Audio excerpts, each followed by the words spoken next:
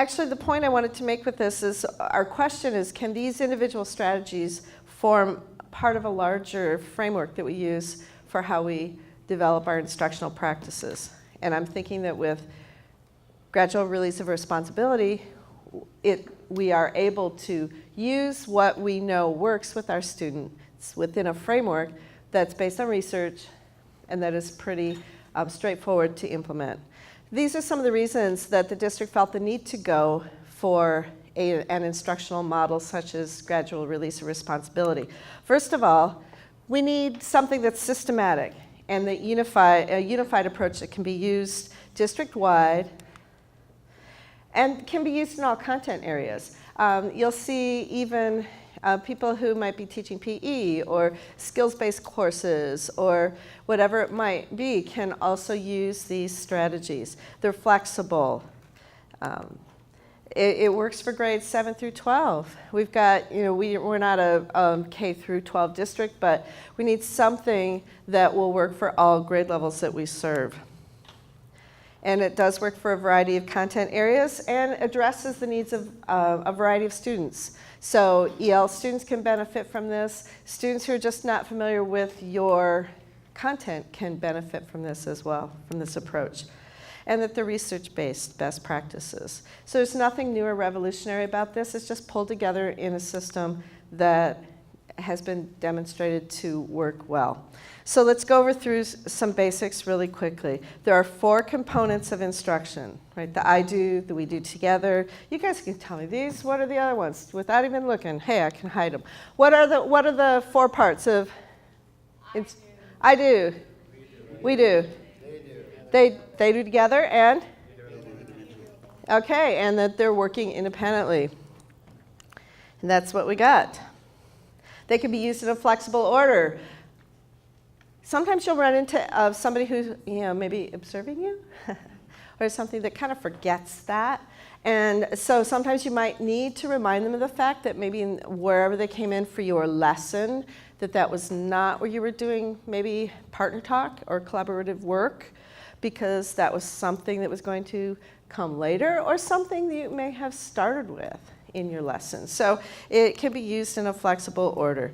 Now, there's a little bit of debate about this, but I know that you probably noticed in the video yesterday from Doug Fisher is that the suggestion that you use all 4 of those elements in your lesson. There may be times when it's not appropriate or it doesn't make sense, but when possible, that's usually a good thing to try to achieve. And the big goal is shifting that cognitive load from the teacher to the student. We don't want to be the ones standing up there lecturing blah, blah, blah forever and ever like I'm doing today. We want the students to be the ones that are taking ownership of their learning. And they're demonstrating that to you, and that each individual is able to achieve that. So the goal is to develop knowledgeable students who can function independently, not those students that I would get so worried about when they came to us. And the first thing you ask them a difficult question, and what do? I don't know what to do, tell me, right? No, we want to give them the skills to be able to, and I'm sure the high school teachers probably say the same thing about us middle school teachers, setting up students to do the same thing as I complain about elementary school teachers. But the point is we all want to make sure that our students are striving toward being independent and have the skills and to problem solve, to be able to attack a question or problem or an issue or a skill within your class and to perform it on their own. Okay, so just to summarize, this is sort of the schematic that Doug Fisher and crew have put together with the 4 parts. And then we have the 2 triangles, one inverted, one right side up.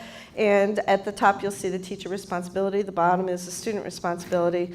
And this is just a reminder of how these kind of work together. And the first I do is likely to be, that part is likely to be a focus lesson, or perhaps where you're modeling something. Maybe it's direct instruction, maybe it's a mini little lecture about something.